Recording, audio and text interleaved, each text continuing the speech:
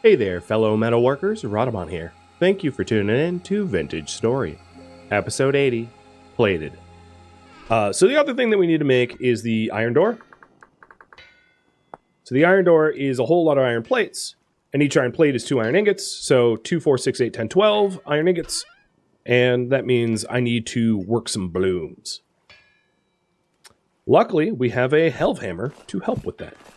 Oh, and let's also not use our charcoal right now, because charcoal... So in order to make the steel, you can't just use any fuel source. It has to be either coke or charcoal. But heating up, like, heating up an iron bloom, I could use brown coal. That'd be fine.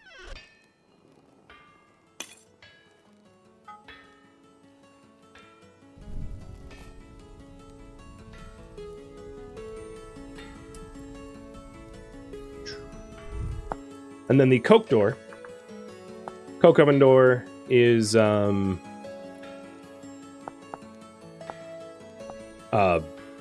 smithed.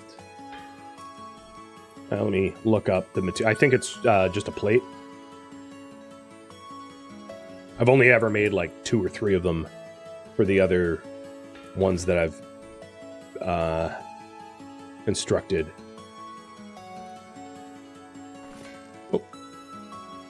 Staring at the ceiling. And also, if you're wondering, whoa, it's cold out. Negative 17°C, December 8th.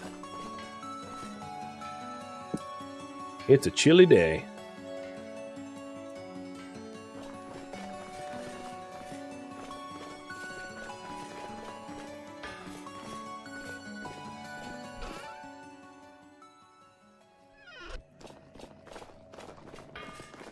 Might want to check on that rooster soonish.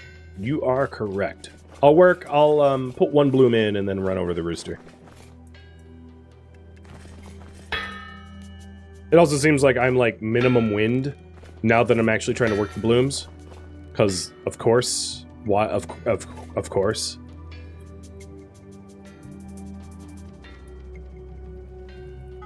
It also wouldn't be necessarily unreasonable.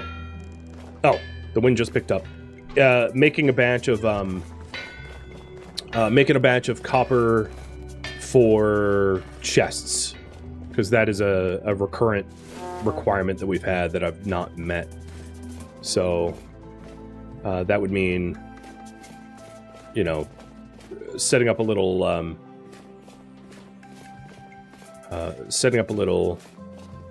crucible with some copper, so that I can have the copper scraps for chests and trunks.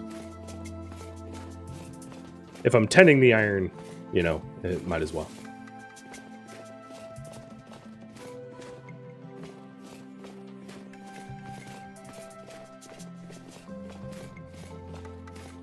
Let's see if I caught something. Nope. That rooster does not care. He's just like, trap? Nah, think not. Traders have been reset, more likely? Yeah, well, so, exactly. Unless, last stream, at the start of last stream, I regened all of the chunks that I hadn't interacted with more than 10 tiles. Oh, that's dark. So, one of the results of that can be seen over here, where this trader caravan was on the edge of 2 chunks. And apparently this chunk here I had interacted with more than 10 times. So the front end of this wagon, or back end, I'm not even sure which half I have here. But half of it, or rather 4/5 of it, got just nuked. Because the DB prune command doesn't check for like that kind of stuff. And that also means that it's possible... like cave systems got like cut in half as well. Like really anything that bridges 2 chunks, it's possible that the bridge of those 2 chunks got destroyed in that way. Hey, Ban, how's it going, man?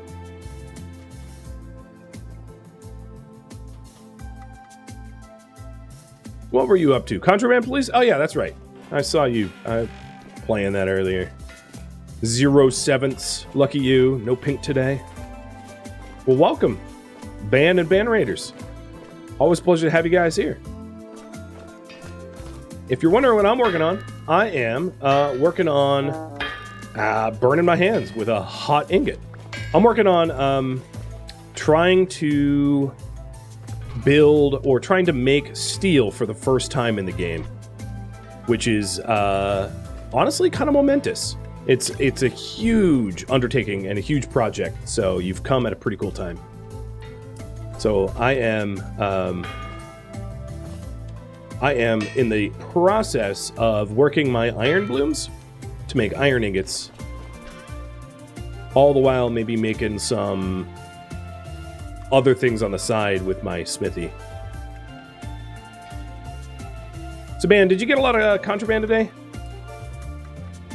Did you catch baddies?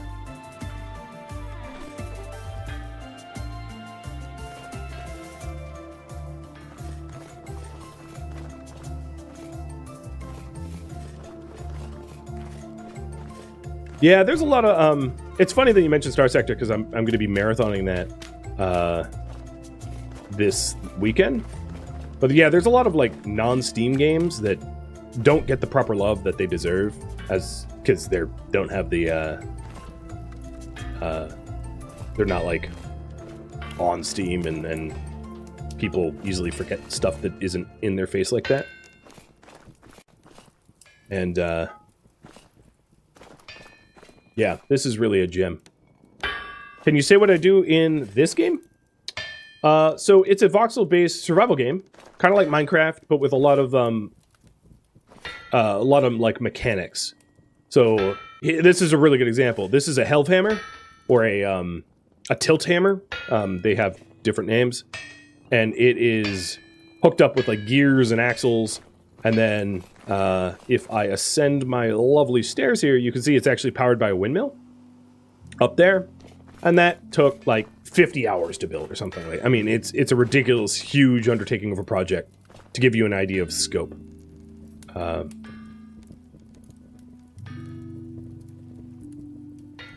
So it's very similar to Minecraft, but it's way more unforgiving as a like survival game. So if you're familiar with like primitive survival YouTube channel, it's a lot like that.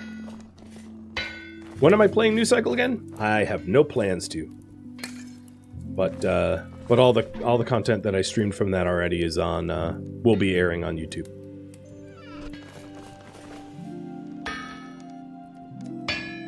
And at the moment, there's not a lot of wind power, so I'm not getting a lot of force out of my health hammer, which is unfortunate. And I'm also about to pour... I'm heating up a crucible full of copper, and I'm about to pour the copper into ingot molds. So you'll see that in the process here in a second, as soon as it gets warm enough. Add a little bit more coal to it. Come on, Hellhammer. Ah, too cold to work. Boo. I have to reheat the bloom. Yeah, I really like the realism too. Like, things are too hot to handle. You know, you gotta have tongs, things like that.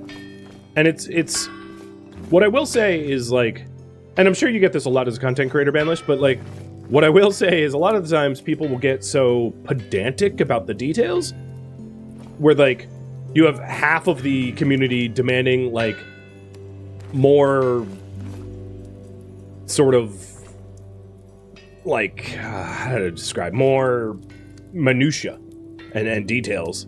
And then the other half going like, oh, this is already too complicated, what the hell? And I feel like Vintage Story really gets a good balance between the two. Where, for instance, with nutrition, it's like, in order to have a lot of hit points, you need to have a balanced diet. As you can see, I don't have fruit in my diet right now because it's winter and there's no fruit out there. And I don't have any dairy because I have only just started to domesticate animals. I put that off for a long time. Or, you know, there's a lot of other like gameplay mechanics like that are very compelling as a result.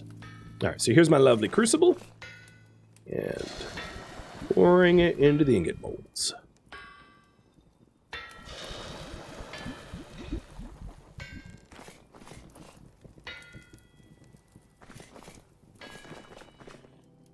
Come on, Health Hammer. Like, I could literally give me a hammer and I will speed this up.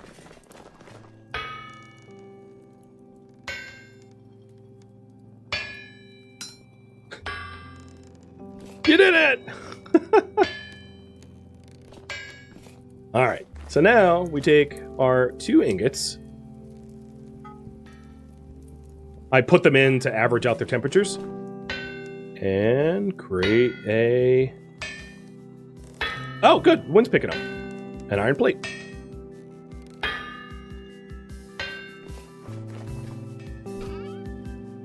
So we are going to need 6 iron plates for the iron door for the furnace.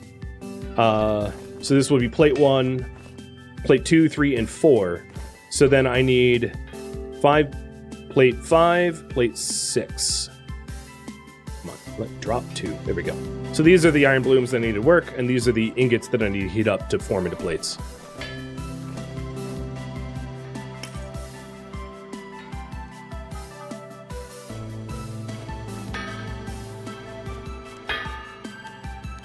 So you did a community play of this, and you had 8 people at once, and that manpower lets you like speed to steel.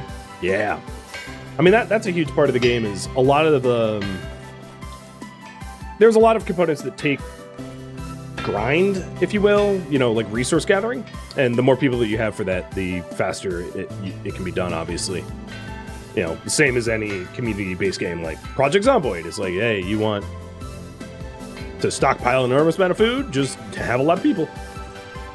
But for the other raiders, let me give you a little bit of a base tour. So here are my farms.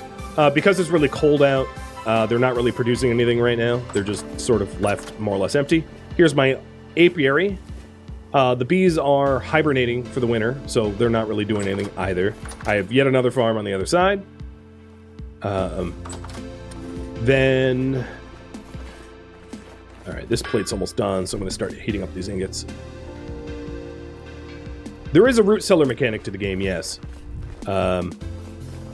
So I've got my root cellar, speaking of which, where I have vessels to store food. So, like, this cabbage is good for 2.5 years because I'm in a windowless root cellar. Oh, we have a temporal storm coming. Okay, that's going to be nasty. So the perish rate for, like, vegetables in this root cellar is, like, 8% of normal speed. So, like, this grain will last for 16 years, which is a lot of time. Here's my animals with a ram and 2 ewes, and they're pregos. Well, the ewes are. Over here is my little leatherworking area and sort of old kitchen. I haven't really fully moved the kitchen over. This is my kitchen. I know it's really pathetic. I have a little oven and a little quern hooked up to the windmill and some brining carrots and raw red meat. And then down here is just like my storage cellar, which I've not really done much with. It's just the basic bare bones. This is 50 hours of playtime.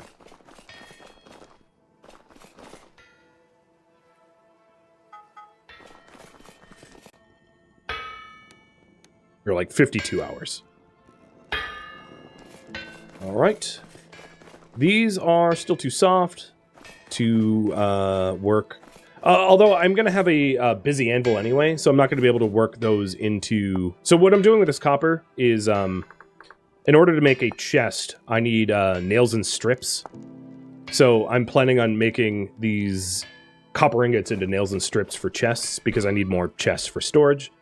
So that's what I'm doing with that.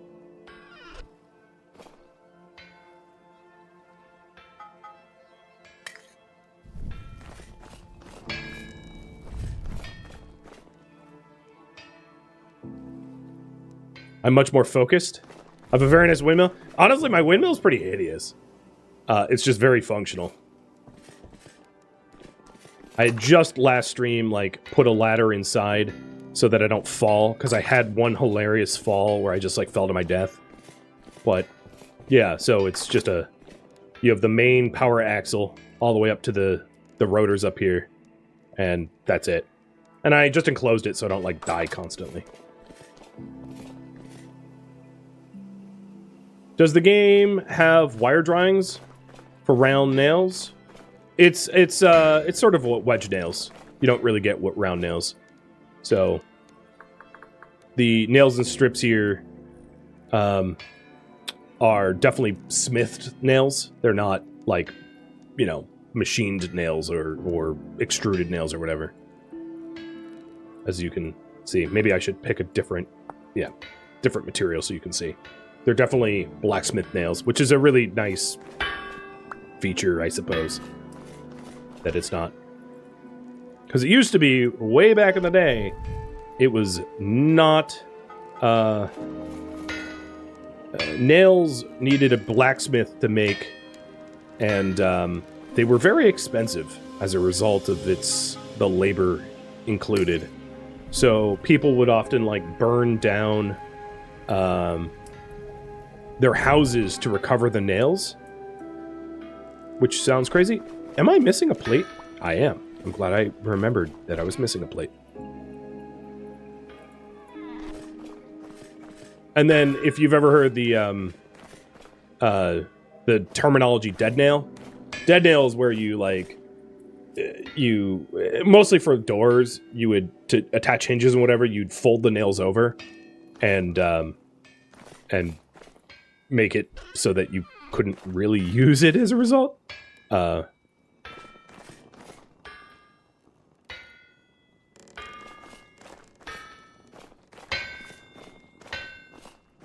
Okay. Yay, wind, pick up. I don't like being at the whimsy of wind.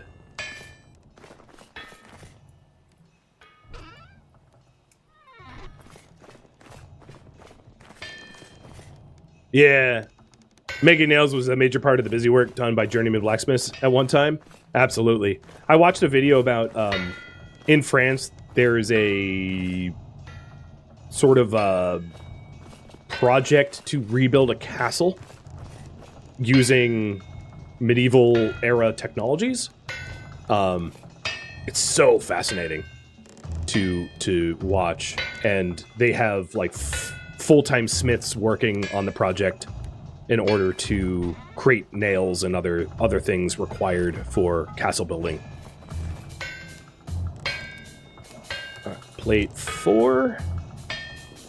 And the rest of these is going to require me to do working blooms into plates. So I'm very happy that I got the brown coal that I got from the salt mine that we found, because I'm really going through the brown coal as I'm making steel. The other thing I just realized is I'm pretty low on food. So let's cook up a batch of something. Looks like grain. I would be tempted to make myself bread. But I think in this case, it's just easier for me to, like, throw together some porridge. So, I'm not going to be fulfilling my fruit. I don't think. I'll just have basic porridge. I don't really care. It doesn't need to be super fulfilling. Spelt the porridge. Here we go.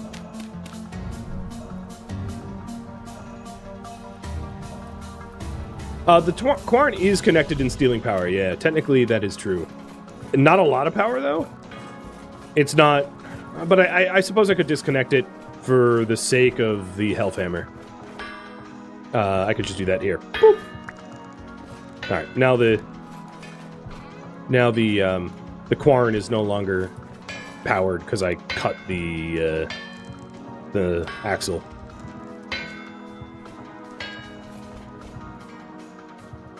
I don't think, honestly, it's going to make much of a difference at all, truth be told. Because the Quarn doesn't take a lot of mechanical power compared to the health hammer.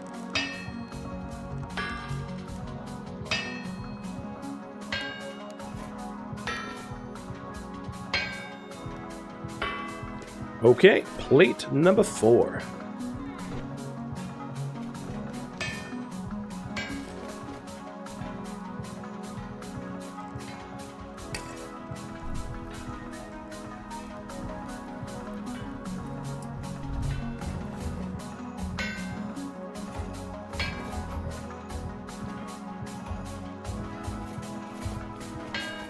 So other requirements for steel.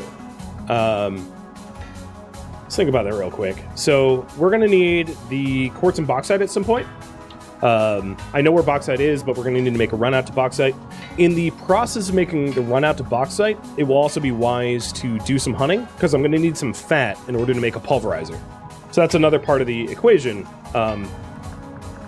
Building a pulverizer, which requires me to build the frame of the pulverizer, the toggle of the pulverizer, which requires an axle. I do have a spare axle for the toggle.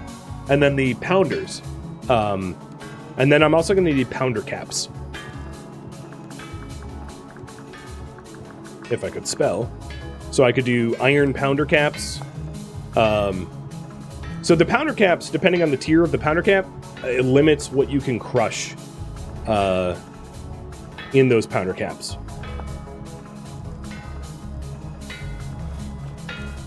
But I can only really go up to like iron pounder caps. I can't go beyond because I don't have steel yet. That's what we're working on. Yay! Come on, wind. Go, go, go.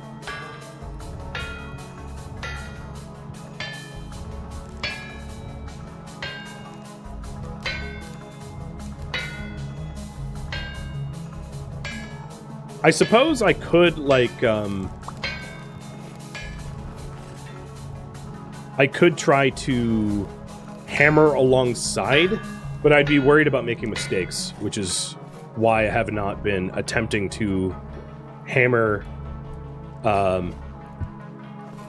alongside the health hammer, because mistakes would be costly.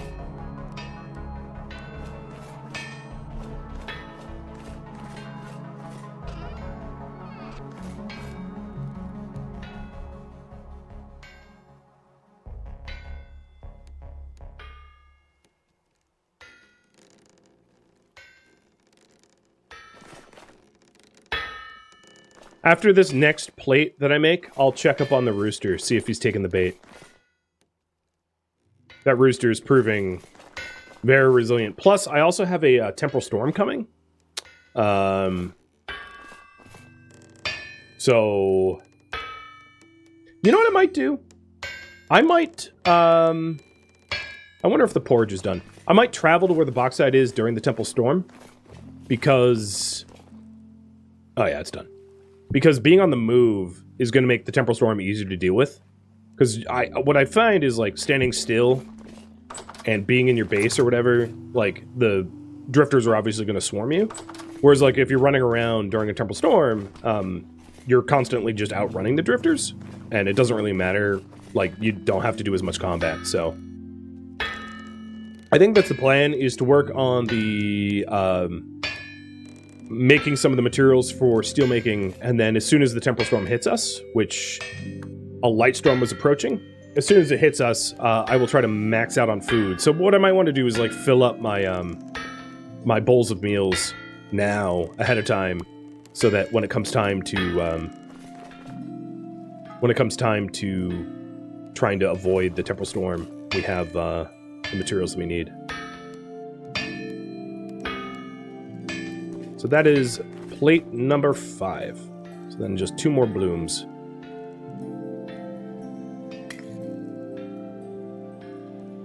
The door is expansive. I mean, it's seriously like so much work to get one of these in. You usually hole up in your hidey hole during storms, but standing in place for 10 minutes is just not engaging. Yes, it's... Exactly. Essentially, what makes for compelling content and what is meta is often not the same. So, when I... come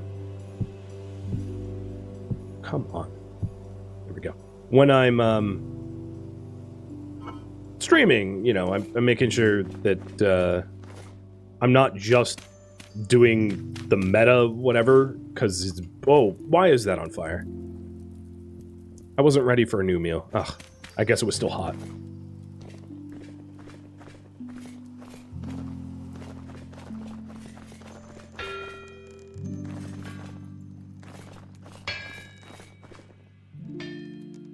Looks creepy out there.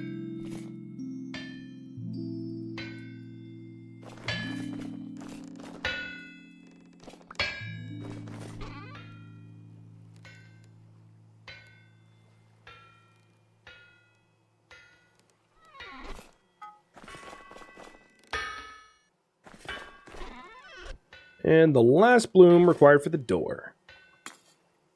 So we'll also still need the coke door. And, like, personally, I think it looks nicer to have 2 coke doors. So what it will be is you'll need to stack charcoal underneath the furnace so that the charcoal burns and heats the furnace above. And to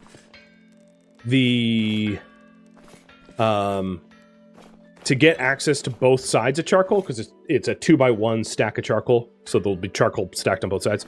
It helps to have coke doors on both sides. And then what I'll probably end up doing is putting down these half slabs and chiseling them so that there's like a cage around it to make it look right.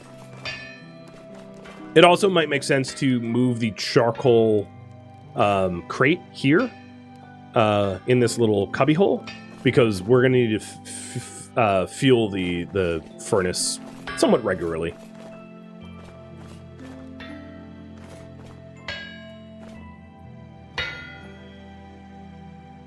So in terms of powder caps, a bronze powder cap can handle quartz and bauxite.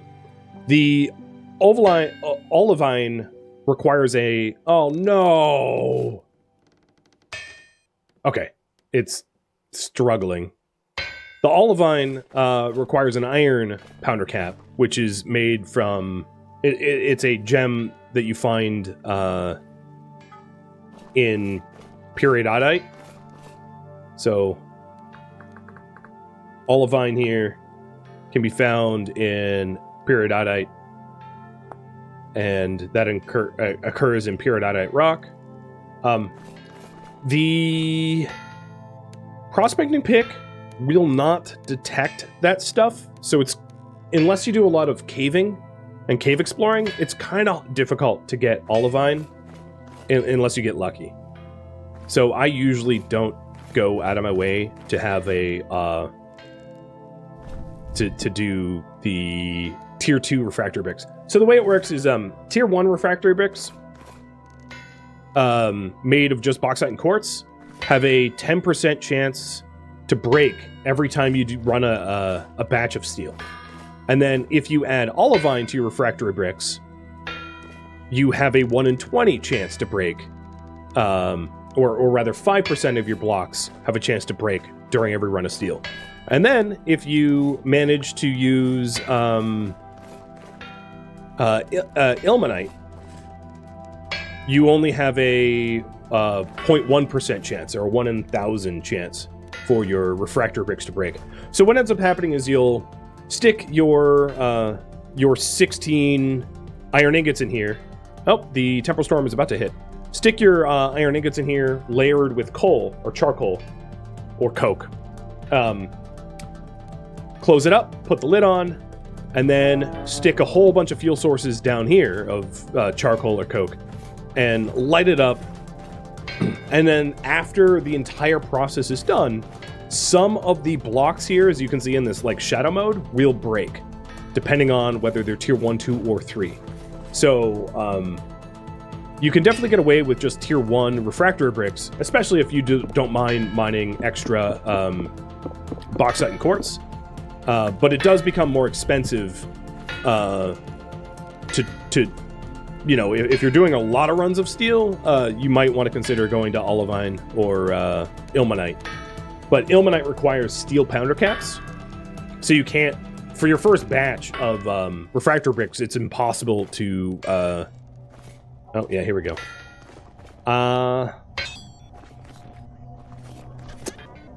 Well, I was planning on not being here for this, but I don't want to leave that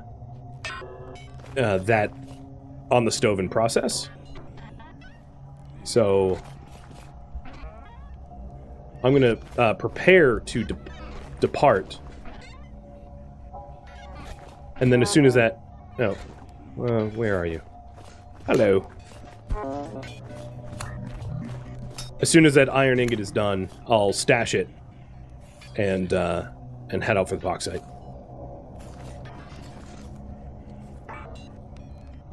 So this is a temporal storm. where drifters, the enemy NPCs, they're not all the enemy NPCs, there's more than just drifters in the game that try to kill you. There's flora, or there's fauna rather, that will try to kill you, and then there's other types of like eldritch horrors. But yeah, these guys are the primary enemy that you fight a lot of. And during temporal storms, they don't follow normal spawning rules, so they can spawn kind of wherever they want. And as a net result, oh, is that a twist? Yeah, that's a tier 3 right there. As a net result, like you kind of get under siege a little bit, like you do. Come on, just finish up. And then we also have eldritch horror on the horizon. So there's one. You know, a 300-foot tall giraffe-looking... Kind of actually looks like a beak thing. Doesn't it? For those that have played Kenshi. It definitely has some beak thing type aesthetic to it. What kind of armor do I have? I have bronze lamellar armor. I don't have particularly good armor. I haven't bothered to invest in stronger stuff. Oop, tongs. Okay, so the ingot is away, so I can't lose it. Stick the tongs, and I am gonna start running to the bauxite. Let me update the priority.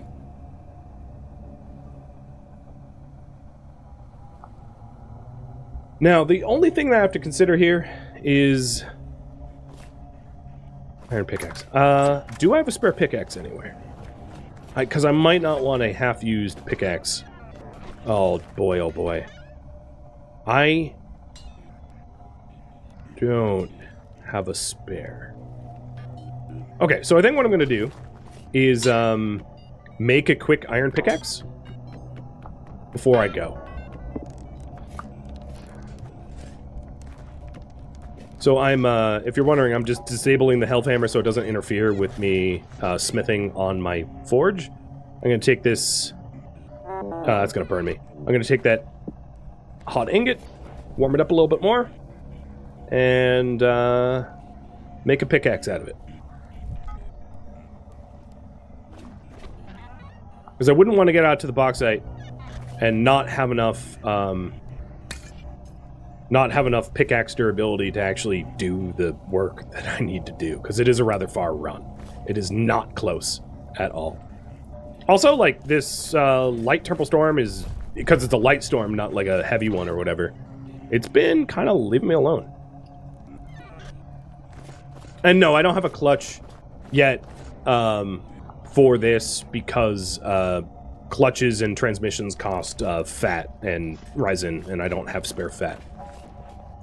So, I obviously could add one, but I don't have the materials to do that at the moment. Alright, need a hammer.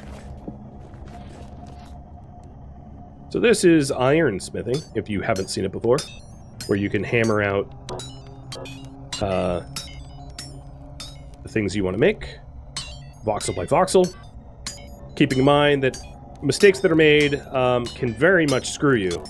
So if you... This is not one of those tools that require perfect...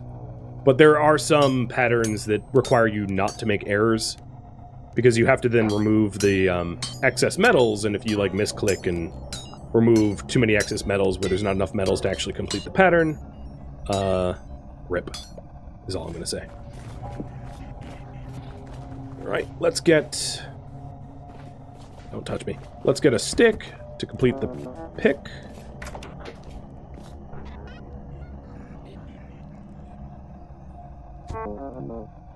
And put the tongs away and head on out. I'm lucky that the drifters that are that have spawned as a result of this temporal storm have not been particularly tough ones. I'm actually going to bring the shears with me this time. Okay. We are off. So I'm going to be heading southeast, and once I get a little bit further away from the base, I can mark exactly where I'm headed. And we'll check on the rooster as I'm exiting.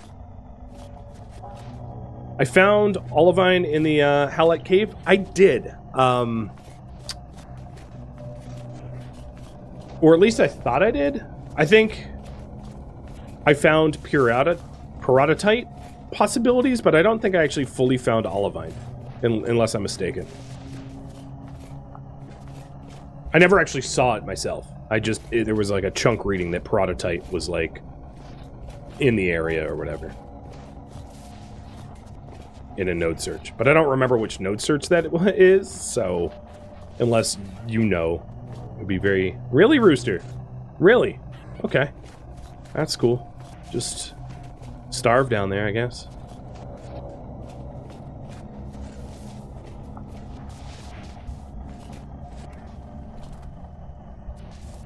Oh, you know, it occurred to me just now, looking at these bunnies, that I'm going to need some fat for the...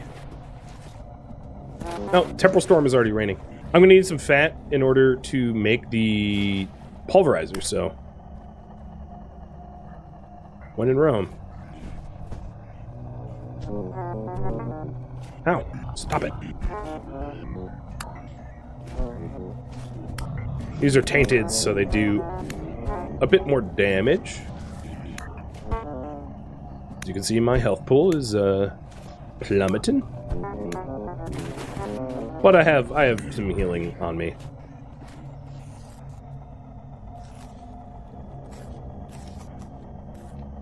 What?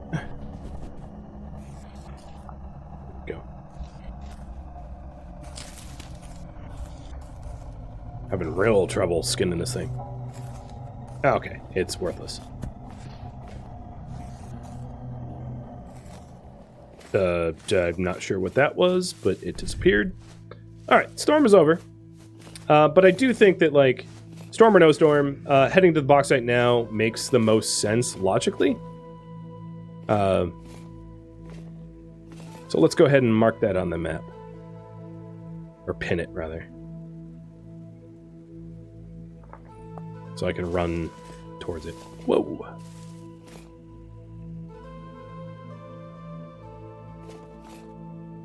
Episode 75 at 1941. If you have the XYZ chords, XY, that would be probably the most useful.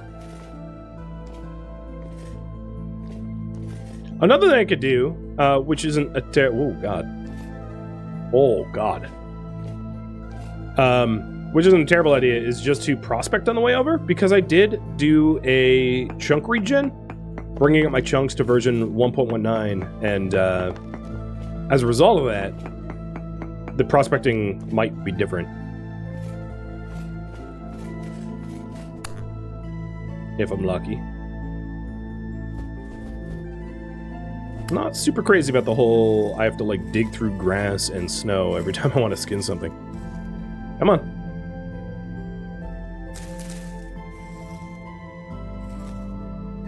Oh my god. Just okay, and no fat.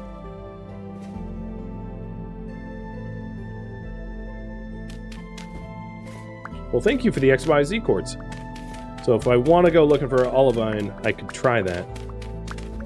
I'll probably pull for it, because it's certainly not necessary for a first batch of steel. And then depending on how much I get, it might not even be helpful. Because if it's only a small cluster of it, it's a lot of running in order to have very few bricks that are tier 2. Personally, my 2 cents, the difference between tier 1 and tier 2 bricks in terms of their break chance is pretty low, right? It's 10% to 5%. But the, oh, Lord, this map regen is really bad. What on earth is this terrain?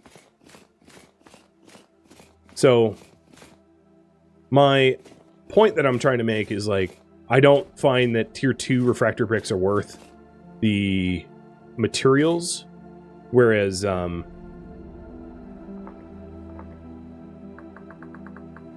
So it's, you know, I only really consider ever making tier 1 or tier 3. And tier 3s are... because especially if you have a finite amount of olivine, if you tie up all your olivine in tier 2 bricks, you can't then use that olivine for tier 3 bricks. And I do find that finding ilmenite is actually a bit easier than finding olivine, because ilmenite will chunk search and will node search, whereas olivine doesn't.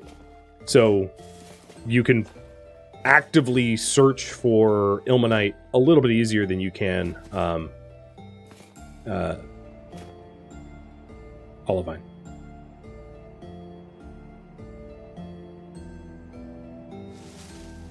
There's a lot of map markers out here that probably are not true anymore. Like this this copper. No, there's still copper here. I take that back.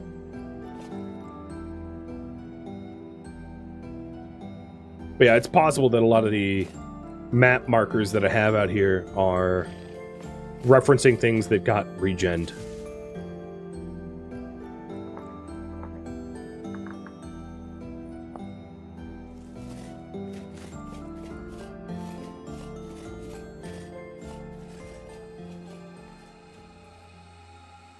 Thank you for tuning in to Vintage Story, which originally streamed live on Twitch February 1st. If you have any feedback or questions for me, let me know in the comments below, but please keep in mind I've asked for no backseating in the comments, so if you could respect that, that would be great. If you would like to catch a live stream of mine, Rhadamant.com has my stream schedule and countdown timers to upcoming streams, and also a link to Discord if you would like to join my online gaming community. A link to it can also be found in the description. Thank you so very much for watching, and a special thank you to my Patreon patrons, Twitch subscribers, and viewers like you that support the channel and made it all the way to the credits. Thank you so very much. Hope to catch you in next episode or an upcoming stream. Farewell, my fellow Seraphs.